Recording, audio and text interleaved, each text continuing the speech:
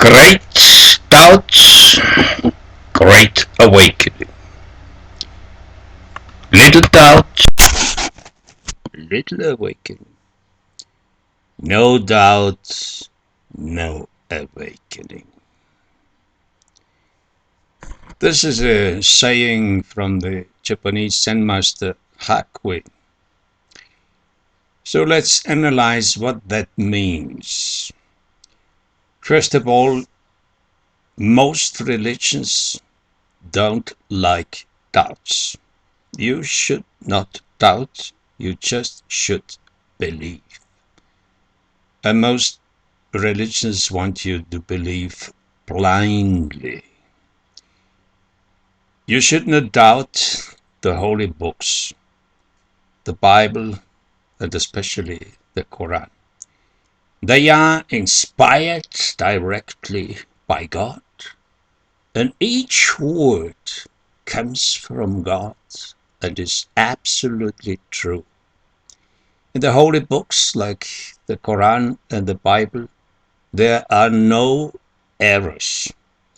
And if you find some contradictions, some Christians even say God put these contradictions into the Bible, into his holy book, to check your belief.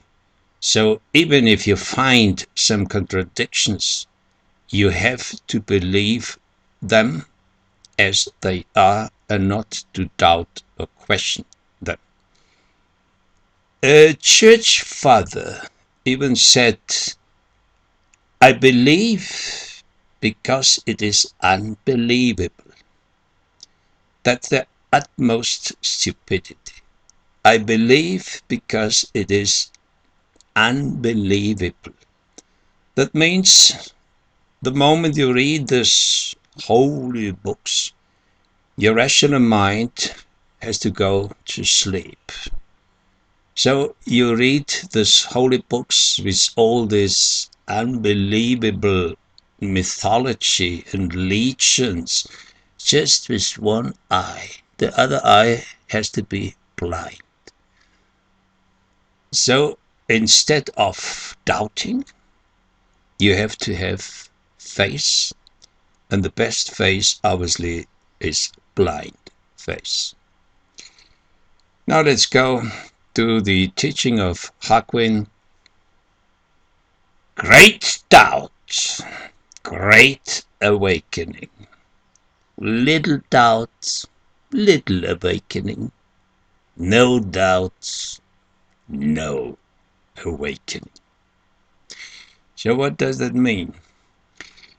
In Buddhism, there is a very famous sutra, the Kalama Sutra, where Buddha says to the people, don't believe anything.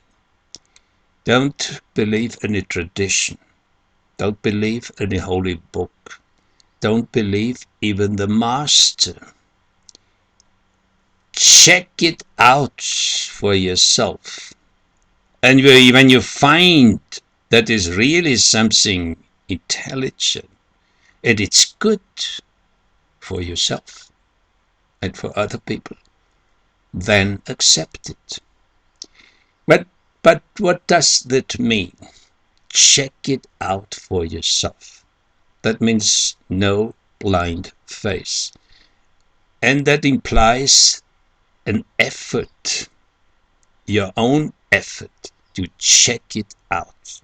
So don't believe any masters, any gurus, don't believe the priests.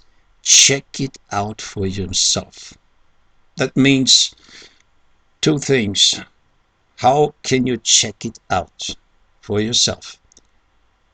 Obviously, study, read the tradition, from where all these stupidities are coming, and sort them out and take what's really intelligent and what is really working. And the other way to check it out is having your own experience. That means meditate, work with your mind, work with your body, check it out in daily life. If it is really working in daily life, and especially if it really changes your way of thinking, your way of looking at things. There are so many teaching which you cannot apply in daily life. And why not? Because they are so remote from reality. They are just some fantasies, religious or spiritual fantasies. So you checked it out for yourself.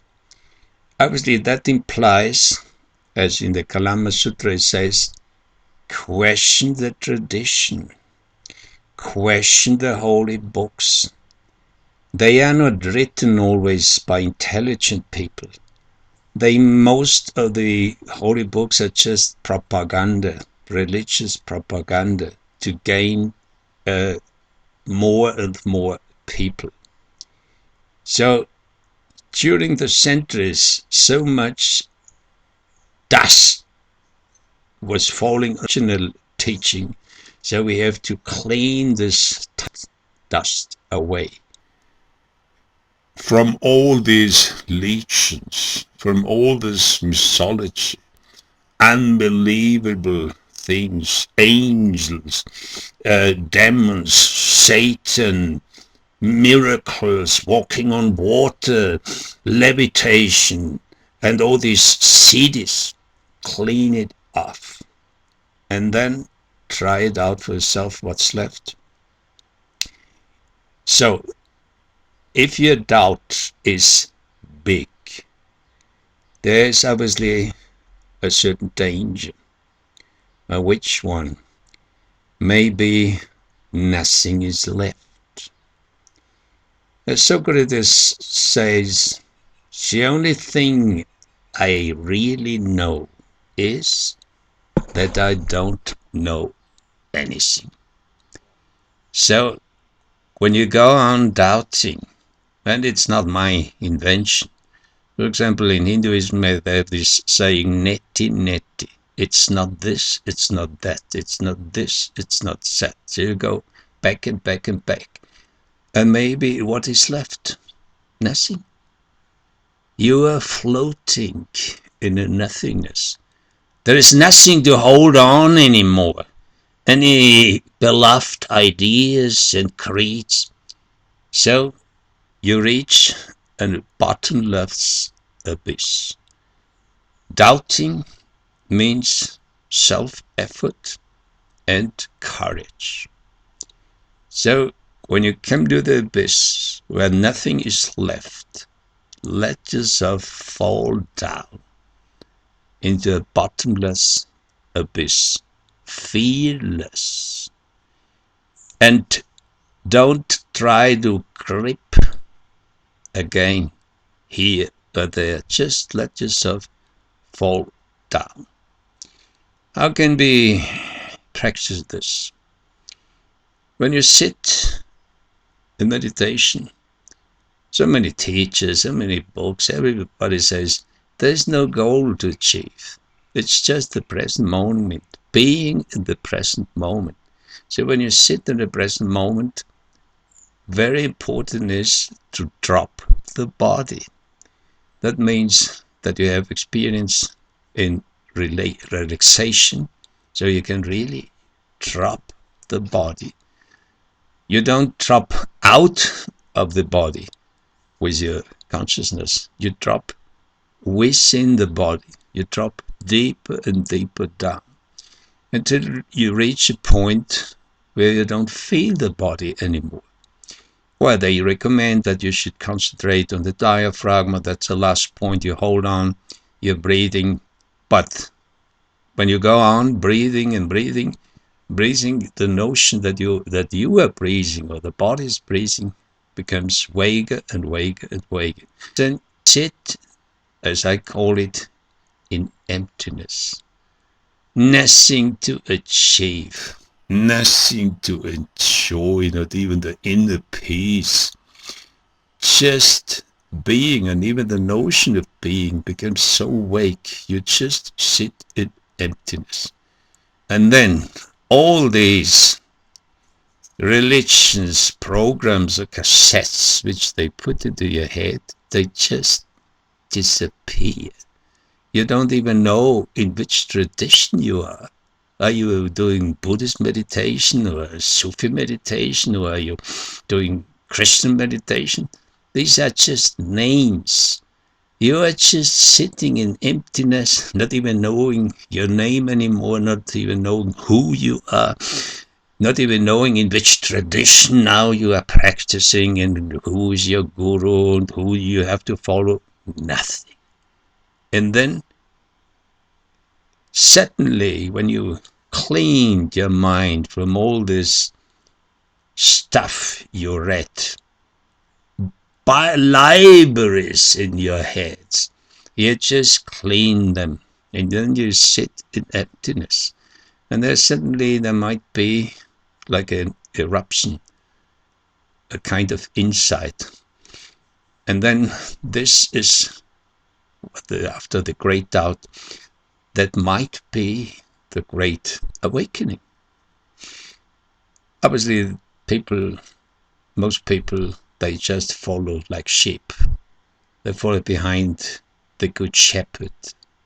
They want you to be sheep, you follow the good shepherd. Maybe the shepherd will lead you to some place, but maybe there is no goal. He just takes you around and around and around, you never reach anything. So, little doubt, little awakening. No doubt, no awakening. So be courageous and doubt everything.